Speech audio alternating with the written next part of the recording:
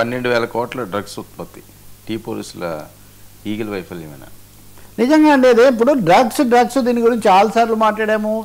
ఎవరో యాక్టర్ అక్కడెక్కడో దీంట్లో చేశారని, వాళ్ళకి పరీక్షలు నిర్వహించారని ఛానల్స్లో ఓ రోజుల తరబడి పత్రికల్లో పేజీలు నిండా ఇదంతా నడిచింది. ముఖ్యమంత్రి రేవంత్ రెడ్డి అయితే అసలు ఎక్కడైనా డ్రగ్స్ అనే మాట లేకుండా అసలు ఆయన మాట్లాడు డ్రగ్స్ పిల్లలు విద్యా సంస్థల్లో చేయటం ఇవన్నీ. ఇప్పుడు నిన్న కాక మొన్న అనుష్క వాళ్ళ ఘాటీ సినిమా క్రిష్ జాగర్ల దాంట్లో అది ఒక విధంగా పుష్ప రెడ్ శాండ్తో ఎర్రచందనంతో చేసినట్టే ఇందులో డ్రగ్స్తో ఎలా చేయిస్తున్నారు అనేది ఇతివృత్తం. సో దీంతో డ్రగ్స్కి చాలా ఇబ్బంది.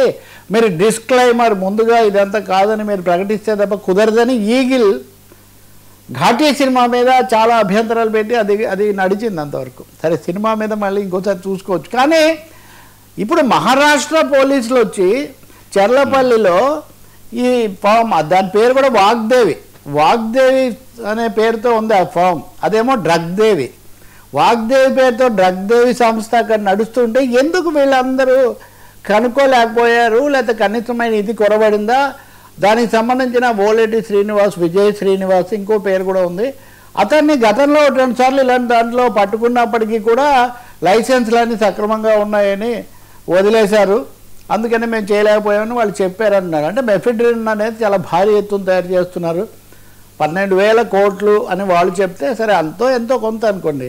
నేను ఒక్క పత్రికలో మాత్రం చూశాను, తెలంగాణ పోలీసుల మటుకు 12,000 కోట్లు లేదు, అది ఒక 10 కోట్లే ఉంటుందని వాళ్ళు అన్నారని. అంటే ఇది కూడా చాలా విచిత్రంగా ఉంది. నేను చదివింది కూడా చాలా పెద్ద పత్రికలోనే. 10 కోట్లు ఎక్కడ, 12,000 కోట్లు ఎక్కడ? మహారాష్ట్ర పోలీసులు అంటే మహారాష్ట్రలో ఉంది బీజేపీ కూటమి ప్రభుత్వం, ఇక్కడేమో కాంగ్రెస్ అనుకోండి. ఎవరైనా డ్రగ్స్ మీద పోరాటంలో రాజకీయాలు అడ్డం రాకూడదు కదా. అసలు నగరం మధ్యలో లేదా నగరంలో కీలకమైన పారిశ్రామిక ప్రాంతంలో ఇంత భారీ ఎత్తున మందుల ముసుగులో, ఫార్మా ముసుగులో భారీగా ఈ మత్తు పదార్థాలు డ్రగ్స్ తయారు చేస్తుంటే ఎందుకు అది తెలుసుకోవడం లేదు? ఇట్లాంటివి ఇంకా ఎన్ని ఉన్నాయనే ప్రశ్నలు కూడా దీనివల్ల ఉత్పన్నం అవుతున్నాయి. ఆ విధంగా తెలంగాణ పోలీసుల నుంచి సమగ్రమైన వివరణ పెద్దగా రాలేదు ఇప్పటికి కూడా.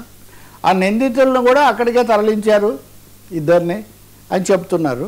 ఇదైతే ఒక షాక్. ఖచ్చితంగా చెర్లపల్లిలోనే ఇట్లాంటిది ఇన్ని వేల కోట్ల విలువైన ఉత్పత్తి జరుగుతుంది. పైగా దీనికి చాలా కాలం నుంచి 2015 నుంచి కంపెనీ ఉంది. ఇది ఎప్పటి నుంచి జరుగుతుంది ఖచ్చితంగా అనేది ఒక విషయమైనా 15 నుంచి అంటే 10 ఏళ్ళ నుంచి అది ఉంటే ప్రభుత్వాలు కూడా చాలా మారాయి, చాలామంది పోలీస్ బాసులు మారారు. అప్పటి నుంచి ఇప్పటి వరకు డ్రగ్స్ విచారణలు ఇవన్నీ జరుగుతూనే ఉన్నాయి. మరి ఉత్పత్తి అక్కడే పెట్టుకొని అంటే ఒక వాదన వచ్చింది, గతంలో డ్రగ్స్ అని హడావుట్ జరుగుతున్నప్పుడు మీరు ఎంతసేపటికి చెక్ పోస్టుల దగ్గర బార్డర్స్ దగ్గర చెక్ ఎక్కువ పెడుతున్నారు, నిజానికి అది అంతర్గతంగానే ప్రొడ్యూస్ అయ్యి డిస్ట్రిబ్యూట్ అవుతుంది, దాన్ని ముందు అరికట్టండి అనే మాట చాలాసార్లు వచ్చింది నిపుణుల నుంచి లేకపోతే పరిశీలకుల నుంచి. ఇప్పటికైనా దీని నుంచి ఒక గుణపాఠం తీసుకోవడం, రెండోది ముఖ్యమంత్రి స్థాయిలో ఆయన ఎక్కువగా దీన్ని పైలట్ చేస్తున్నారు కాబట్టి ఒక సమీక్ష జరిపి ఏమైంది లేకపోతే ఇలాంటి ఎక్కడ ఈ లొసుగులు ఏర్పడుతున్నాయని తెలుసుకోవడం చాలా మంచిది. ఎందుకంటే పిల్లలు కూడా పాఠశాలల్లోకి, విద్యాసంస్థల్లోకి, అనూహ్యమైన చోట్లకు కూడా డ్రగ్స్ ప్రవేశిస్తున్న నేపథ్యంలో దీన్ని నిజంగా ఈగిల్ ఐస్ అంటారే అలా పరిశీలించడం చాలా ముఖ్యం.